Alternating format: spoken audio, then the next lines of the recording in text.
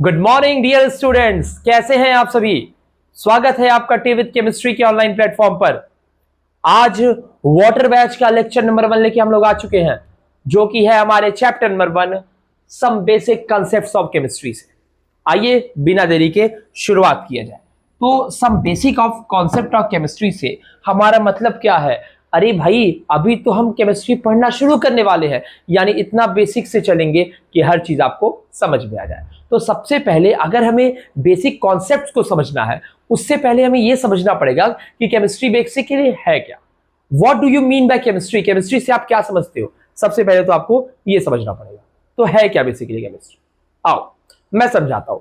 Let's say मैं अगर बात करूं किसी लेमैन की, मैं बात करूंगा किसी लेमैन की। अगर आप कहीं बाहर जाते हो और आप किसी इंसान से पूछते हो कि महोदय आप मुझे ये बताएं कि पानी क्या होता है, तो वो जो राह चलता इंसान होगा वो ये कहेगा कि भैया पानी वही है जो हम पिया करते हैं, उसको पानी कहते हैं। और ये नाले में जो बह रहा है ये पानी है, ये देखिए इस टोटी में जो आ रहा है वो पानी है। यानी कि लेमैन के लिए पानी सिर्फ एक वो तत्व है जिससे वो अपनी प्यास बुझा रहा है, दैट्स इट। लेकिन अगर आप किसी केमिस्ट के पास जाते हैं जो केमिस्ट्री का ज्ञाता है या केमिस्ट्री जिसको थोड़ी बहुत आती है, अगर आप उससे पूछेंगे कि पानी क्या होता है, तो पहले तो ये कहेगा हाँ भाई पानी वही जो हम लोग पी रहे वही पानी है। फिर उसके बाद वो केमिस्ट्री के लैंग्वेज में ये कहेगा कि यस पानी इज, पानी जो हमारा है दैट इज H2। पानी हमारा क्या है? वो है H2O।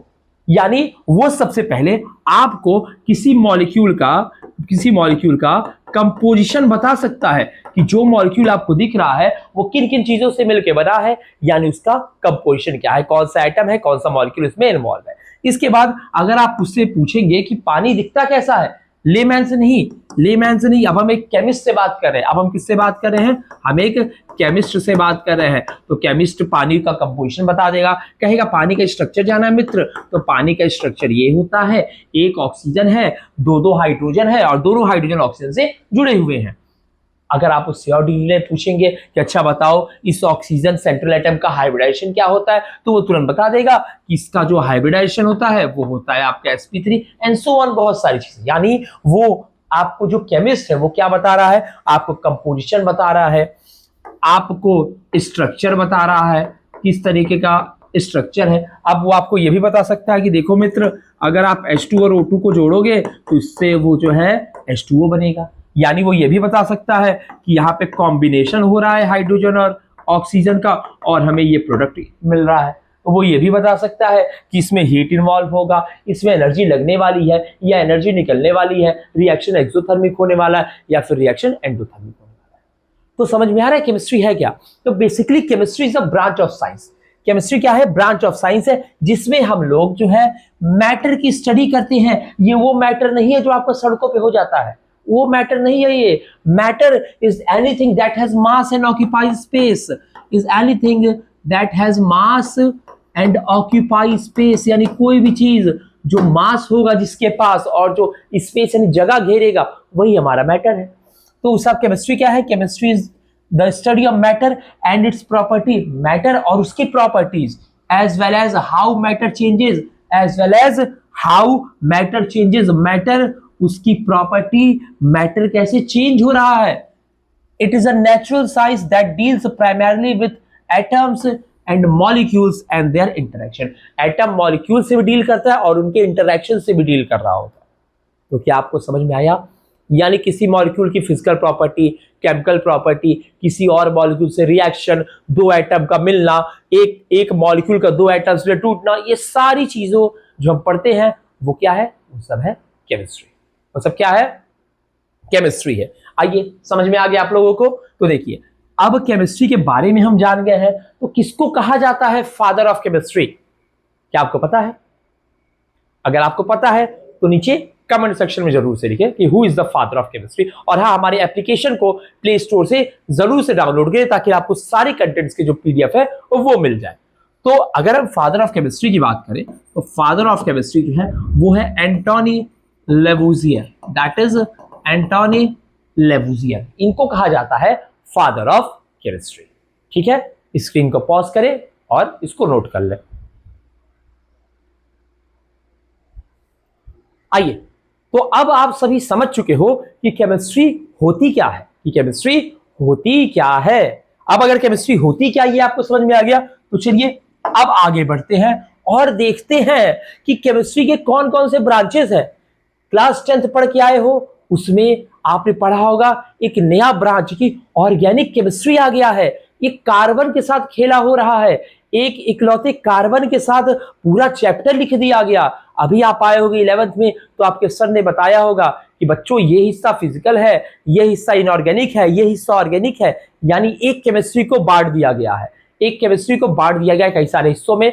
तो आइए उन सारे हिस्सों की बात करते हैं। तो अगर ब्रांचेस ऑफ केमिस्ट्री की बात करें, तो ब्रांचेस ऑफ केमिस्ट्री जो है वो कई सारे हैं दोस्त, देखो कई सारे हैं, ठीक है, टू बी वेरी ऑनेस्ट कई सारे ब्रांचेस है केमिस्ट्री के, पर हमको पढ़ने क्या है उस पर फोकस करते हैं। पहला है फिजिकल केमिस्ट्री, दूसरा है इनऑर्गेनिक केमिस्ट्री, दूसरा है inorganic chemistry, the third one is हमारा ऑर्गेनिक केमिस्ट्री, तीसरा है हमारा ऑर्गेनिक केमिस्ट्री। इसके बाद एक और जो काफी वाइडली यूज होता है इसका branch, that is analytical chemistry, ठीक है। इसके बाद और भी कई सारे ब्रांचेस हैं, मैं कुछ ब्रांचेस के जैसे नाम लिख दे रहा हूं, जैसे कि आप समझो मेडिसिनल हो गया, मेडिसिनल केमिस्ट्री हो गया, ठीक है, और आपको देख लो बायोकेमिस्ट्री हो गया, बायोकेमिस्ट्री हो गया, ठीक है, और भी कई सारे हैं, एग्रीकल्चर से रिलेटेड है, मेडिसिनल केमिस्ट्री भी, मेडिसिनल लिख दिया, मेडिसिनल केमिस्ट्री भी काफी ज्यादा पॉपुलर है, और कई कई ब्रांचेस हैं केमिस्ट्री के, ठीक। लेकिन पॉपुलर कौन से हैं, पढ़ने आपको कौन कौन से हैं, तो बेसिकली आपको ये तीनों पढ़ना है दोस्त इस साल, आपको ये तीनों पढ़ना, फिजिकल केमिस्ट्री पढ़ना है, इनऑर्गेनिक पढ़ना है, और आपको ऑर्गेनिक पढ़ना है, ठीक है, और एनालिटिकल का भी कुछ हिस्सा है आपके प्रैक्टिकल्स में। तो इन चारों से हमें इस साल डील करना है, जो हम डिटेल में पढ़ेंगे, ठीक है। आइए बात कर लेते हैं ऑर्गेनिक केमिस्ट्री किससे डील करता है। Organic chemistry is study of carbon, study of carbon and its compound. Organic chemistry में हम लोग डील करते हैं कार्बन से और उसके कंपाउंड से, और इसमें अगर थोड़ी सी मैं और बात कर लूं, और इसमें थोड़ी सी मैं और बात कर लूं, कार्बन और उसके कंपाउंड की, एक्सेप्ट लिख लीजिए भैया। कुछ कार्बन के कंपाउंड हमारे इनऑर्गेनिक भी होते हैं, जैसे कि CO2, H2CO3 एटसेट्रा, और ये क्यों होते हैं, ये क्यों होते हैं, ये बातें मैं आपको तब पढ़ाऊंगा जब मैं ऑर्गेनिक पढ़ा रहा होगा, ठीक है दोस्त। आओ इनऑर्गेनिक की बात कर ले, पीरियोडिक टेबल में 118 एलिमेंट है, और स्टडी इनऑर्गेनिक में क्या करते हैं, study of physical and chemical, यानी कि chemical property of all elements except carbon, यानी कार्बन को छोड़ के बाकी सारे एलिमेंट की फिजिकल प्रॉपर्टी, केमिकल प्रॉपर्टी, उनके reactions, conversion, extra each and everything जो भी हम पढ़ रहे हैं वो सारा हमारा क्या है, इनऑर्गेनिक केमिस्ट्री का पार्ट है। वो हमारा किसका पार्ट है, इनऑर्गेनिक केमिस्ट्री का पार्ट है। फास्फोरस क्या करेगा, बोरॉन क्या करेगा, एल्युमिनियम क्या करेगा, सिलिकॉन क्या करेगा, कोबाल्ट क्या करेगा, स्कैंडियम क्या करेगा, टाइटेनियम क्या करेगा, वेनेडियम क्या करेगा, फलाना ढिमका क्या करेगा, नाइट्रोजन क्या करेगा, सिलिकॉन क्या करेगा, फ्लोरीन क्या करेगा, क्लोरीन क्या करेगा, सब पढ़ेंगे इस इनऑर्गेनिक के सेक्शन में। और ऑर्गेनिक अंकल को मेरा नमस्कार, क्योंकि ऑर्गेनिक अंकल सिर्फ कार्बन को डील करेंगे दोस्त, सिर्फ कार्बन को डील करेंगे। कार्बन, हाइड्रोजन और उसके डेरिवेटिव्स लगाए जाओ, ketone, carboxylic acid, aldehyde, amide, acyl chloride etcetera, पता नहीं क्या क्या, सब इस पे पढ़ेंगे ऑर्गेनिक में। अब आते हैं अपने फिजिकल अंकल के पास, इनका पैर छू लो, काफी खतरनाक है ये ब्रांच। फिजिकल केमिस्ट्री में बच्चों हम बेसिकली डील करने वाले हैं मैटर से, मैटर के कन्वर्जन से, उसके क्वांटिटेटिव अप्रोच से, प्रेशर से, टेम्परेचर से, मोल्स से, काइनेटिक्स से, थर्मोडायनेमिक्स से। यानी हम फिजिकल में देखने वाले हैं calculation part, calculation related to atom, यानी जो जो एटम से रिलेटेड कैलकुलेशन है वो सब देखने वाले हैं। यानी प्रेशर देखेंगे, वॉल्यूम देखेंगे, टेम्परेचर देखेंगे, ईएमएफ देखेंगे, और क्या देखेंगे, मोल्स देखेंगे, और क्या देखेंगे, और हम देखेंगे काइनेटिक्स, यानी कि हम रेट देखेंगे, किस रेट पे हो रहा है, ये सारी चीजें हम जो है, थर्मोडायनेमिक प्रॉपर्टीज देखेंगे, बहुत सारी चीजें देखेंगे फिजिकल के अंदर। कैलकुलेशन वाले पार्ट को, क्वांटिटेटिव अप्रोचेस को देखेंगे हम, किसको देखेंगे हम लोग, क्वांटिटेटिव अप्रोचेस को, ठीक है। लेकिन यही क्वांटिटेटिव अप्रोच, क्वालिटेटिव अप्रोच आपको एनालिटिकल में भी दिखाई देगा। एनालिटिकल में भी हम लोग क्या देखने वाले हैं, क्वालिटेटिव एंड क्वांटिटेटिव एनालिसिस करेंगे। क्वालिटेटिव एंड क्वांटिटेटिव एनालिसिस करेंगे कहां पर, लेबोरेटरी में करेंगे, लेबोरेटरी में पढ़ेंगे अपने क्लास में, और समझेंगे एनालिटिकल को, समझेंगे फिजिकल को, समझेंगे ऑर्गेनिक को और समझेंगे इनऑर्गेनिक को। These four are the major branch of chemistry. ये चार जो है वो मेजर ब्रांच है केमिस्ट्री के। क्या मेरी बात समझ में आई? इसको नोट करो।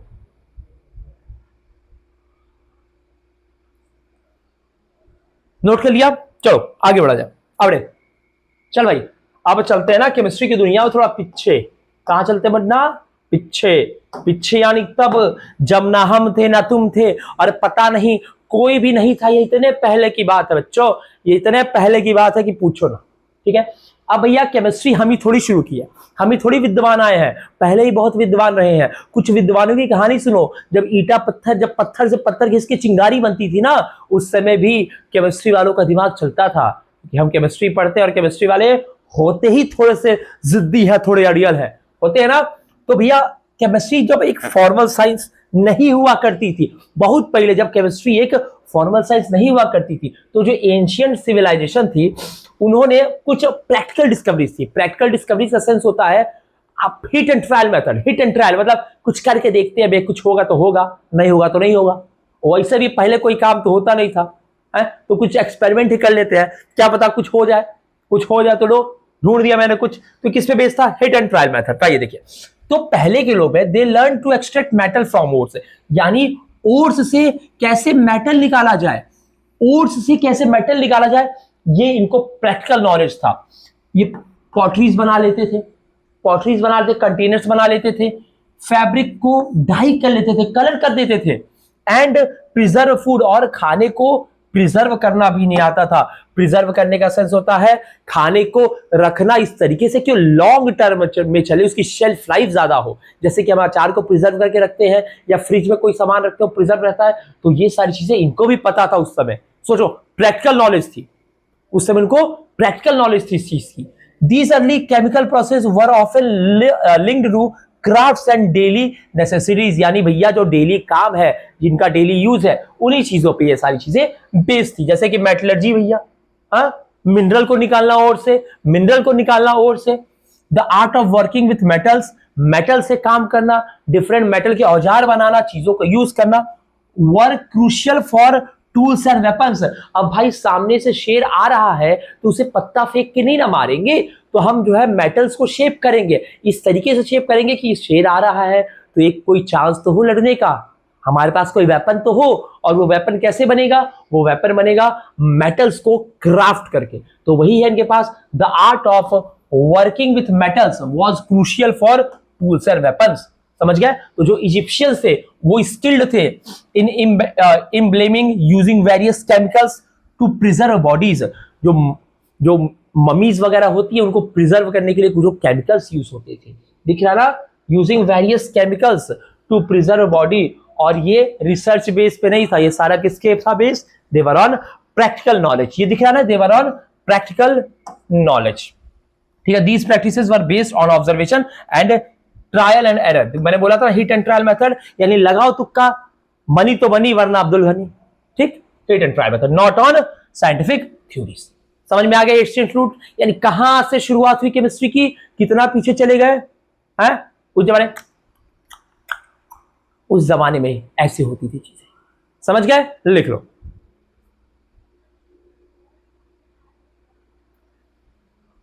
चल बेटे आगे बढ़ते हैं ना, आजा। अब थोड़ा उस समय से आगे बढ़ो, लोग थोड़े इवॉल्व होने लगे।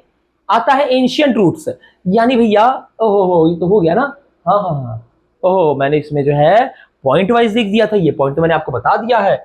आइए तो थोड़ा आगे बढ़ जाए। अब आता है एल्केमी।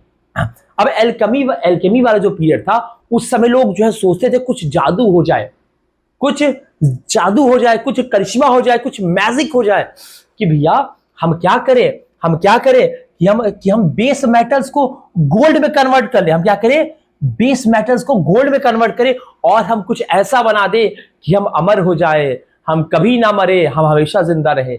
ये थी एल्केमी पीरियड्स की सोच, यानी उस समय जो जादू की सोच थी वो ये थी कि हम किसी भी मेटल को सोने में बदल दे और हम खुद क्या हो जाए, अमर हो जाए, हम इमोर्टैलिटी को पाले, यानी हम कभी ना मरे, ऐसी कुछ चीज। आओ, एल्केमी इमर्ज इन एंशिएंट इजिप्ट। कहां ये इमर्ज किए थे? इजिप्ट और ग्रीस में। बाद में ये फैलते गए और इन्होंने क्या, इस्लामिक वर्ल्ड और मेडिवल यूरोप तक अपना कब्जा कर लिया। ठीक है, इनके दो ही मेन गोल थे जिसका मैंने बात किया। पहला क्या, किसी भी बेस मेटल को गोल्ड में बदल देना, और दूसरा भैया वो मेथड मिले, वो तरीका मिले, वो फॉर्मूला मिले, वो जादू मिल जाए जिससे हम अमर हो जाए, जिससे हम कभी ना मरे। ठीक है, तो भैया अब क्या हुआ, अब इन गोल के साथ ये क्या थे, इन्होंने भैया बहुत सारे रहस्यमयी क्या डिस्कवरीज किया कि इसमें लेबोरेटरी टेक्निक्स में इन्होंने कुछ सोचा कि ऐसी कुछ डिस्कवरी करते हैं लेबोरेटरी टेक्निक में और ऑपरेटर्स में, जो कि आज भी यूज हो रहा है, जो कि आज भी इस समय यूज होता है, किसमें, डिस्टिलेशन में और फिल्ट्रेशन में।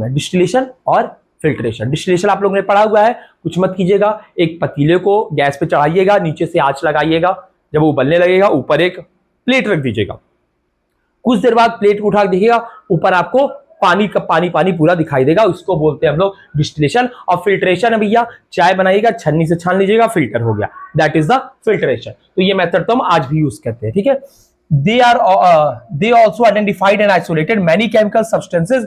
Alchemy, despite its non-scientific aims, played a vital role in the practical development of chemical knowledge. यानी केमिकल के नॉलेज में भैया इन्होंने जो तुक्के से चीजें बनाई थी, या फिर जो इन्होंने अपने आइडियाज से चीजें बनाई थी, वो आज भी बहुत ही अच्छा रोल प्ले करता है ह्यूमन की लाइफ में और केमिकल नॉलेज की प्रैक्टिकलिटी में। क्लियर है? लिख लीजिए दोस्त,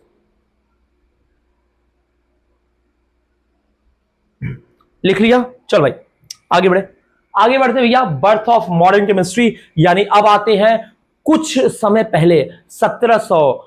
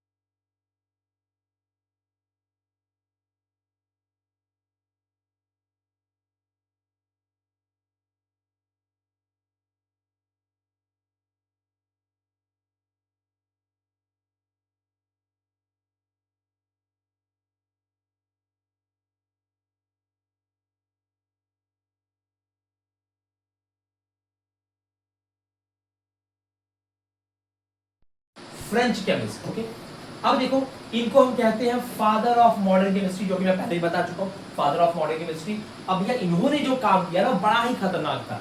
इन्होंने काम जो किया बहुत ही खतरनाक, बहुत ही काबिल तारीफ काम किया था। ये एक्सपेरिमेंट्स और क्वांटिटेटिव अप्रोच की बेस पे था। क्वांटिटेटिव मतलब समझ रहे हो कि हाँ कितने ग्राम, कितने मिलीग्राम, उसको होता है क्वांटिटी। ठीक है, तो इन्होंने एक्सपेरिमेंट और क्वांटिटेटिव अप्रोच पे काम किया था। ठीक है, इन्होंने क्या किया, इन्होंने थ्योरी ऑफ कंबस्शन बताया। थ्योरी ऑफ कंबस्शन समझ रहे हो, किसी भी चीज का ऑक्सीजन से रिएक्शन, ठीक है, किसी भी चीज का ऑक्सीजन से रिएक्शन कंबस्शन है। और इन्होंने बताया कि जो कंबस्शन प्रोसेस होता है उसमें ऑक्सीजन इन्वॉल्व होता है। ठीक है, उसमें क्या होता है, ऑक्सीजन इन्वॉल्व होता है। और अभी लेविजियर का लॉ पढ़ेंगे यहाँ चल करके, जो इनका लॉ है, law of conservation of mass.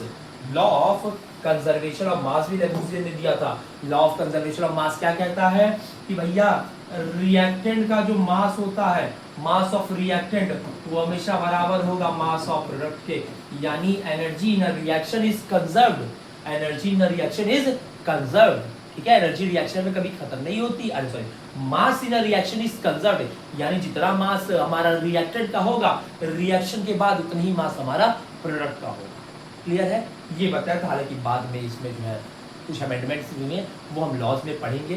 ठीक है, तो stating the matter can not be created और destroyed in a chemical reaction. एक केमिकल रिएक्शन हो रहा है तो मैटर ना क्रिएट होगा ना ही वो डिस्ट्रॉय होगा। कोई दिक्कत दोस्त इसमें बिल्कुल नहीं होनी चाहिए, इसको नोट कर लीजिए।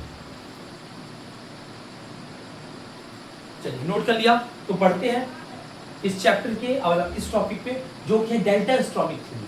अब जो डेल्टा एटॉमिक थ्योरी है ये हमारी मॉडर्न थ्योरी है। ठीक है, अब यहां से मॉडर्नाइजेशन शुरू होने वाला है, तो यहां से हम कंटिन्यू करेंगे अपने नेक्स्ट लेक्चर में, जहां पर मैं आपको बताऊंगा डेल्टा एटॉमिक थ्योरी के बारे में, इसके सारे पॉइंटर्स के बारे में, और अगली थ्योरी में हम लोग इस सेशन को आगे बढ़ाते हैं। टिल देन इस सेशन को अच्छे से रिवाइज कर लीजिएगा। Thank you so much dear student.